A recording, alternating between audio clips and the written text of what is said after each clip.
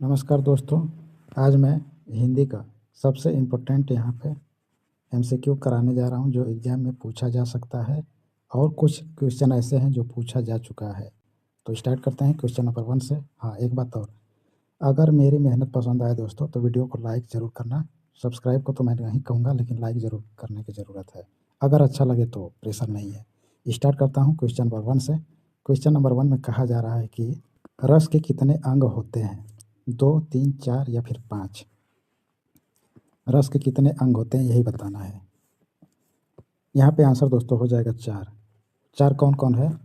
अस्थाई भाव, विभाव, अनुभाव और संचारी भाव। 4 हो गए, यही रस के अंग होते हैं।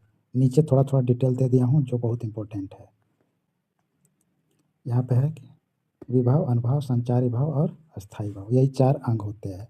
अगला क्वेश्चन है, वीर रस का अस्थाई भाव क्या होता है?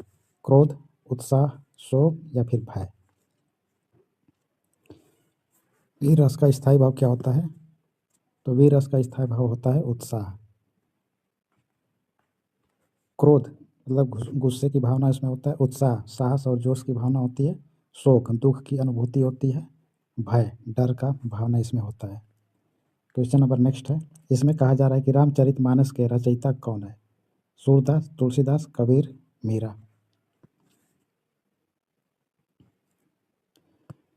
रामचरितमानस का रचयिता तुलसीदास है और यह अवधी भाषा में लिखा गया। किस भाषा में? अवधी भाषा में इसको लिखा गया है।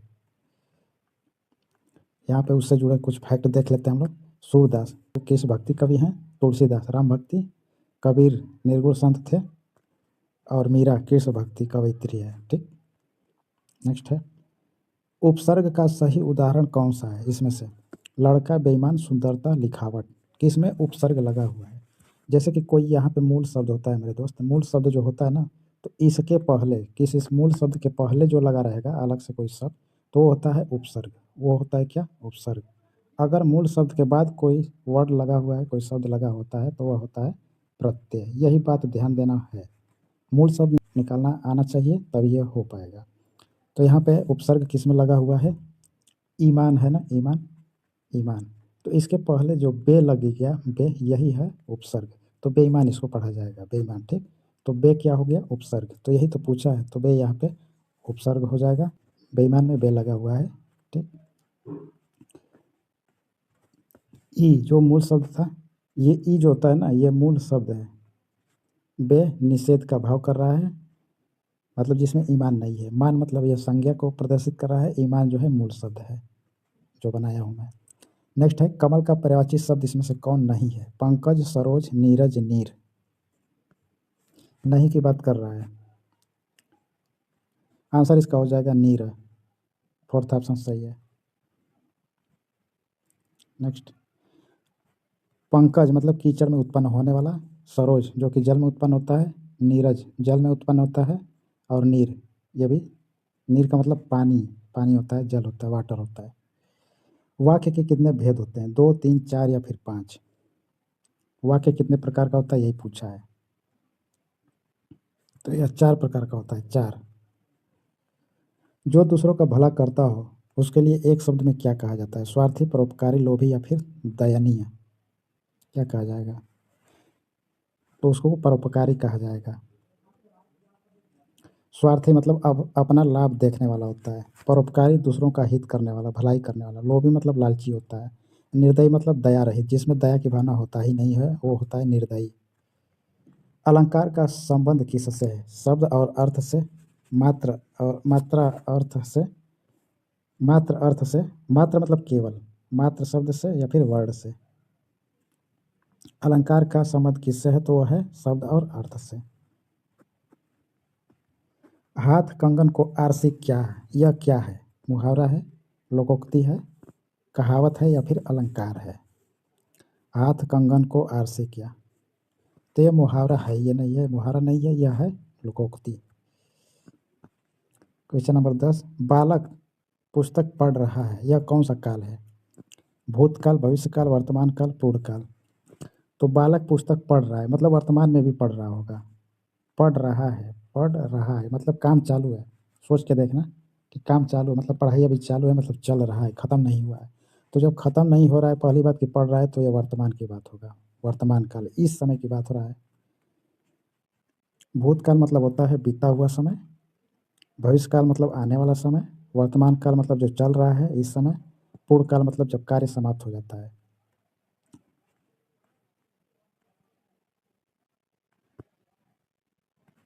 संधि का अर्थ क्या है? अलग करना, जोड़, तोड़ना या फिर भेद। संधि मतलब होता है जोड़, जोड़ना, ऐड करना। तो किसी शब्दों को जोड़कर बनाने की जो क्रिया होती है वही जोड़ होता है, वही संधि होता है। तो यहाँ पे सेकंड ऑप्शन सही हो जाएगा। क्वेश्चन नंबर 12 में पूछा जा रहा है कि ज्ञानपीठ पुरस्कार पाने वाले पहले हिंदी लेखक कौन थे? प्रेमचंद, सुमित्रानंदन पंत, महादेवी वर्मा, अज्ञेय। अज्ञेय का पूरा नाम, इसमें एक बार प्रश्न पूछा गया था किसी एग्जाम में कि अज्ञेय का पूरा नाम क्या है, तो ये होगा इसका पूरा नाम सच्चिदानंद, सच्चिदानंद वात्स्यायन अज्ञेय, ये होता है पूरा नाम। लेकिन प्रश्न का आंसर क्या होगा, यहाँ पे पूछा जा रहा है कि ज्ञानपीठ पुरस्कार पाने वाला प्रथम लेखक कौन है, तो वह कौन है? सुमित्रानंद पंत। प्रकृति का सुकुमार इन्हीं को कहा जाता है। मीरा किस भक्ति धारा की कवयित्री हैं? ज्ञान, सगुण, निर्गुण या फिर सूफी। मीरा की बात किया जा रहा है यहाँ पे। आंसर इसका हो जाएगा सगुण। दोहा में कुल कितने मात्राएं होती है? इंपॉर्टेंट सवाल है। 24, 48, 13, 11, 11, 13। क्या होगा? दोहा में पूछ रहा है तो 13, 11 होता है। जो मरता नहीं, एक शब्द में क्या कहा जाएगा? अमर, अजर, अचल, अटल। जो कभी मरता नहीं उसको कहा जाएगा अमर। कर्मवाच्य का उदाहरण कौन सा है? राम फल खाता है, फल राम द्वारा खाया गया, राम फल खा रहा है, राम फल खाएगा। वाच्य 3 प्रकार का होता है, कर्मवाच्य, कर्तृवाच्य और होता है भाववाच्य। तो इसमें से एक को पूछा है। कर्तृ में क्या होता है? कर्तृ में कर्ता प्रधान होता है, मतलब कार्य करने वाला। कर्म में कर्म प्रधान होता है, उसमें कोई कार्य किया जाएगा। अभाव में कोई भाव प्रकट होगा। तो कर्तृ इसमें किस में कार्य किया जा रहा है? राम फल राम द्वारा खाया जा रहा है ना, तो इसमें काम हो रहा है ना, तो इसमें कर्मवाच्य हो जाएगा। श्रृंगार रस के कितने भेद हैं? 1, 2, 3, 4। संयोग रस, इसमें संयोग रस आएगा और एक वियोग रस। ये श्रृंगार रस के भेद होते हैं। कितने होते हैं टोटल? 2 होते हैं। तो 2 सही आंसर हो जाएगा। नेक्स्ट है, पानी पानी होना का अर्थ क्या है? क्रोधित होना, लज्जित होना, प्रसन्न होना, थक जाना। तो आग बबूला होना को क्रोधित कहा जाता है। आग बबूला होना, आग बबूला होना, इसको कहा जाता है क्रोधित होना, गुस्सा होना। ठीक ना? तो ये तो नहीं होगा।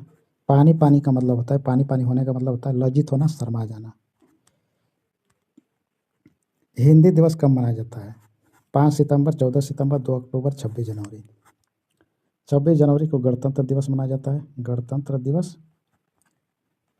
2 अक्टूबर को गांधी जयंती, 14 सितंबर को हिंदी दिवस मनाया जाता है, 5 सितंबर को क्या मनाया जाता है? कमेंट बॉक्स में जरूर लिखना। निबंध सम्राट किसे कहा जाता है? जयशंकर प्रसाद, आचार्य हजारी प्रसाद द्विवेदी, आचार्य रामचंद्र शुक्ल, प्रेमचंद। निबंध सम्राट, ये अच्छा क्वेश्चन है। निबंध सम्राट किसे कहा जाता है? इंपॉर्टेंट है। आचार्य रामचंद्र शुक्ल आंसर हो जाएगा। संज्ञा के कितने भेद होते हैं? 3, 4, 5, 6।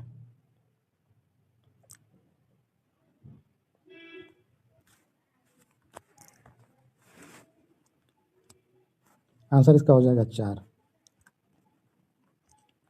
विलोम शब्द क्या है? समानार्थी, विपरीतार्थक, अनेकार्थी, संधि। समानार्थी मतलब होता है पर्यायवाची, पर्यायवाची। विपरीतार्थी होता है विलोमवार्थक शब्द।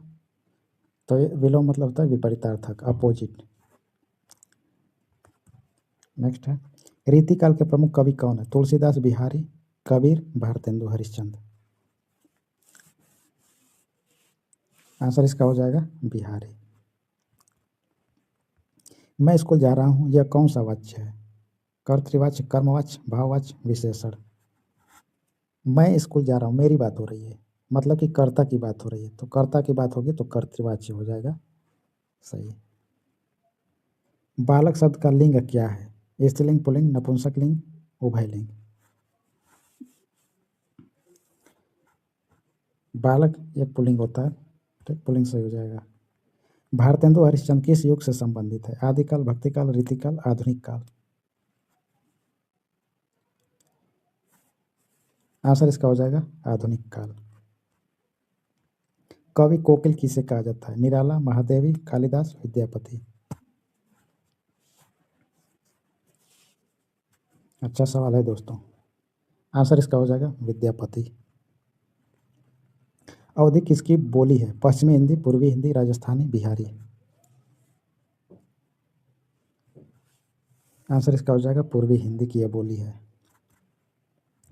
जो पढ़ने योग्य हो, एक शब्द में क्या कहा जाएगा? पठनीय, दर्शनीय, श्रवणीय, स्मरणीय।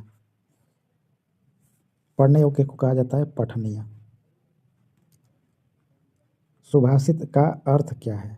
बुरी बात, सुंदर उक्ति, कहानी या फिर कविता। आंसर इसका हो जाएगा दोस्तों सुंदर उक्ति। तो बस आज के लिए इतना ही, सभी इंपॉर्टेंट क्वेश्चन थे दोस्तों, तो फिर मिलते हैं अगले वीडियो में। Take care.